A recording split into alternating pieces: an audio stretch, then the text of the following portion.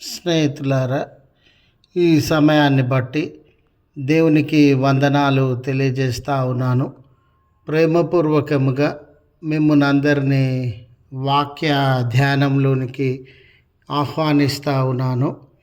దేవుని మేళ్లను బట్టి అనే ఆలోచనను మీతో కూడా పంచుకోవడానికి ఇష్టపడుతూ ఉన్నాను. గనుక దేవుని యొక్క వాక్యమును మీరు ముగింపు వరకు ఆలకించాలని మీ కుటుంబ సభ్యులతోనూ తోటి విశ్వాసులతోనూ ఈ వీడియో షేర్ చేసుకోనండి.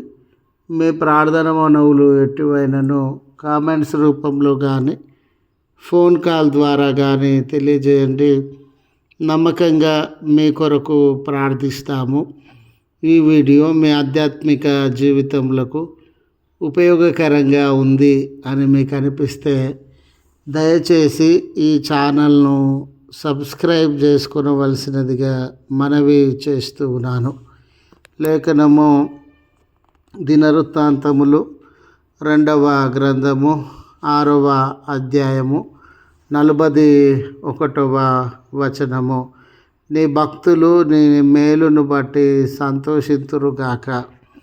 స్నేహితులారా, మన అనుదిన జీవితంలో ఎవరైనా మన ఇరుగు పొరుగు వారు కానివ్వండి, మన తల్లిదండ్రులు, కుటుంబ సభ్యులు కానివ్వండి, మనకు ప్రయోజనము కలిగించే అంశములను, మేలు లాభము కలిగించే విషయములను జరిగించినప్పుడు బహుగా సంతోషించేటటువంటి వారంగా ఉంటాం.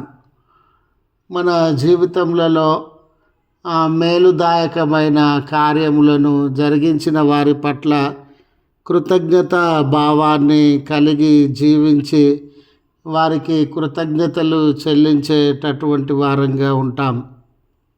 స్నేహితులారా, దేవుని వరకు వస్తే ఏ మనుషుడు అనుగ్రహించినటువంటి మేళ్లను, ఏ మనుషుడు ఇవ్వజాలనటువంటి భద్రత, ఆశీర్వాదములను దేవుడు మనకు అనుగ్రహించుచున్నటువంటి వాడుగా ఉండినాడు. ఆయుష్ దేవుడిచ్చినాడు, ఆరోగ్య బలం దేవుడిచ్చినాడు, సమాధాన స్థితిని దేవుడు అనుగ్రహించినాడు. మనము ఎన్నిక చేసుకొని ముందుకు నడుస్తూ ఉన్న మార్గములన్నిటి అందు మన ఉద్దేశములను సఫలపరిచి మన లక్ష్యములను చేరుకోవడానికి కృప చూపుచూ ఉన్నాడు. దేవుడు ఎన్నో మేళ్లను అనుదినము మన ఎడల జరిగిస్తూ ఉండగా చాలా పర్యాయాలు వాటిని మరిచి మనము జీవించేటటువంటి వారంగా ఉన్నాం. అలా కాకుండా స్నేహితులారా, దేవుడు నా జీవితంలో ఈ మేలు అనుగ్రహించినాడని దేవుని నామమును బట్టి సంతోషించేటటువంటి వారంగా, ఆయనకు కృతజ్ఞతలు చెల్లించేటటువంటి వారంగా, ఆయనకు కృతజ్ఞత చెల్లించడము, ఆయన నామమును బట్టి సంతోషించడము మన జీవితంలో తగినటువంటిదిగా ఉంది అని తెలియజేయడానికి సంతోషిస్తూ ఉన్నాను.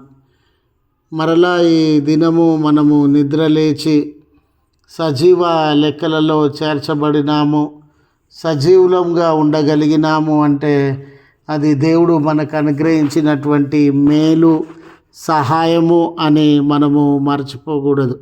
ఇక్కడ 2 విషయాలండి. మొదటిది, దేవుడు మనలను సజీవులుగా ఉంచినందున సంతోషించుచు ఆయనకు కృతజ్ఞతలు చెల్లించడం మొదటి విషయం అయితే, ఈ ఆయుష్, ఆరోగ్య బలము, అవకాశం ఇచ్చినటువంటి దేవుని చిత్తమును నెరవేర్చుట కొరకు జీవించడం అనేది 2వ విషయం.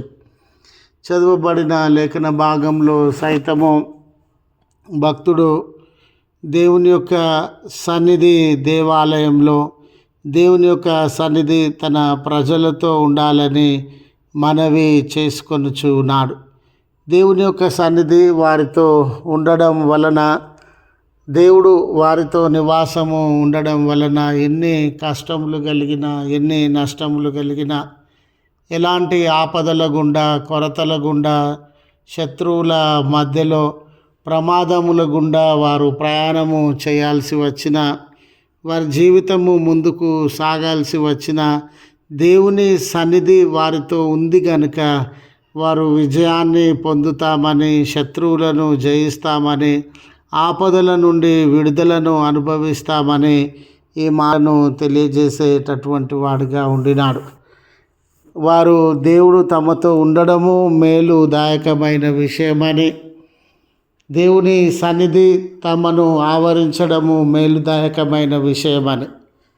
వారు ఈ లోకంలో ఎన్నో అంశాలు ఉండొచ్చండి. డబ్బు ఉండవచ్చు, రాజ్యం ఉండవచ్చు, ఆస్తిపాస్తులు ఉండవచ్చు, అంతస్తులు ఉండవచ్చు, వెలగలిగిన వస్తువులు ఉండవచ్చు, పదవులు ఉండవచ్చు. వాటన్నిటినీ కాదు కానీ దేవుని సన్నిధి తమతో ఉండడమే అన్నిటికీ మించినటువంటి మేలు, అన్నిటికీ మించినటువంటి ప్రయోజనము అని దేవుణ్ణి బట్టి సంతోషించేటటువంటి వారుగా ఉన్నారు. ఈరోజు మీరైనా నేనైనా మన చుట్టూ ఉన్న పరిసరములను బట్టి, వస్తువులను బట్టి, డబ్బును బట్టి, పదవులను బట్టి, అందచందములను బట్టి, ఈ లోక సంబంధమైన సంపదలు, వస్తువులను బట్టి సంతోషించేటటువంటి వారంగా ఉన్నామేమో. అయితే ఇవన్నీ అశాశ్వతమైనది.